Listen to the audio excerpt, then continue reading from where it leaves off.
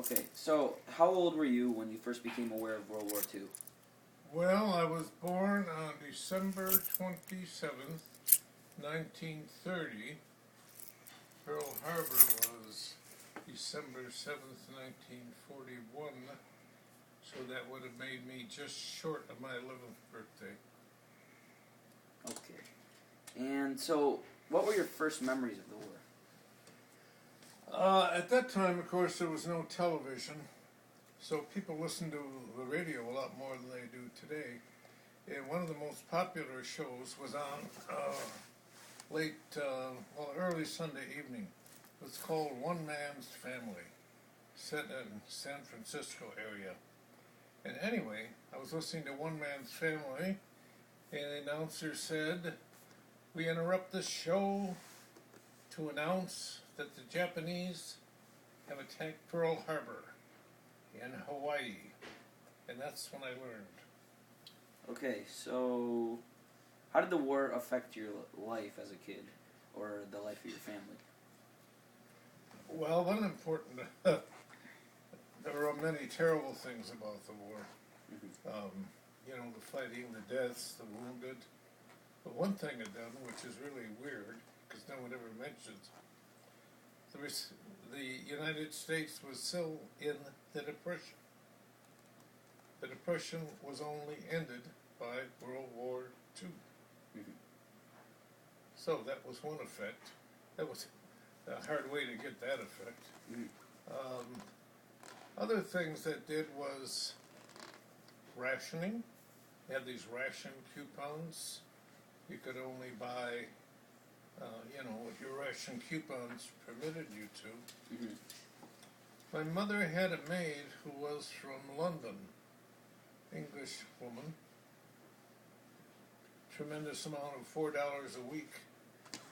And her parents were in London, which of course was being bombed incessantly by the Germans, and it disturbed her so much she committed suicide. Mhm. That's pretty hard to forget. Yeah. Okay, so so did you have any brothers or sisters that fought in that war, The only or one, relatives? the only one of my siblings old enough and the right sex, that is male, was my oldest brother Frank. Mhm. But he had lost his trigger finger in an automobile accident. Believe it or not, that kept him out. Okay. Sort of a hard way. He lost in an automobile accident. Had his hand outside like this. He was in what's called a death seat. Mhm. My sister Marion was driving. A car came from the left and smashed into their car, turned it over.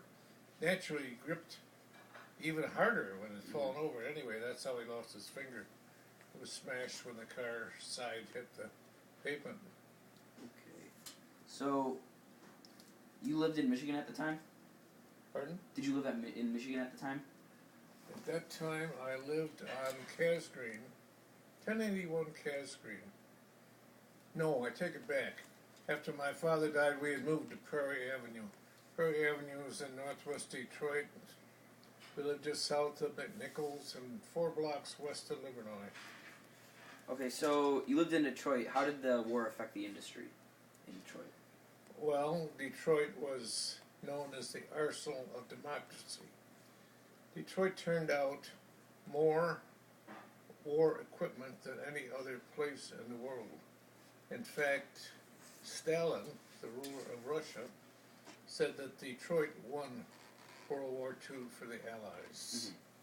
He said they never would have won the war without the equipment, planes, tanks, everything under the sun from Detroit. Okay, so in your later life, did you ever work in Detroit in a war-related industry? In the war industry, no. During World War II, as soon as I was 12, which would have been December of '43, I got a job as a paper boy at a paper corner, and you couldn't get that. You couldn't be a paper boy until you were 12. So do you remember like headlines saying? Yeah, what it was? because of that, uh, at that time, it would be very unusual for anyone my age to read the newspapers. Mhm. There was no television. Um, Probably wouldn't listen to the news. But because I was a paper boy, the war was in my face every day.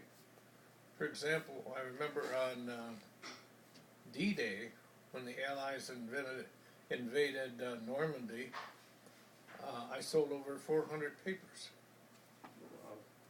I sold a lot on VE Day when the Germans gave up. By the time the Japanese gave up, I was in 15, and I could go on to other jobs other than being a paper boy. Remember when on VJ Day, I worked at Doubleday Bookshop in the Penobscot building, and I remember going way up near the top of the Penobscot building and going out on the balcony, which you're not supposed to do, outside of a window, and you could see all these mobs in the street below celebrating. Okay. Cool. Yeah. Okay, so you were talking about VJ Day, about the Japanese. After they bombed Pearl Harbor, did your image of them change? Did you think differently of them? Well, after the Japanese bombed Pearl Harbor, they continued their attacks on United States possessions in the Pacific, and it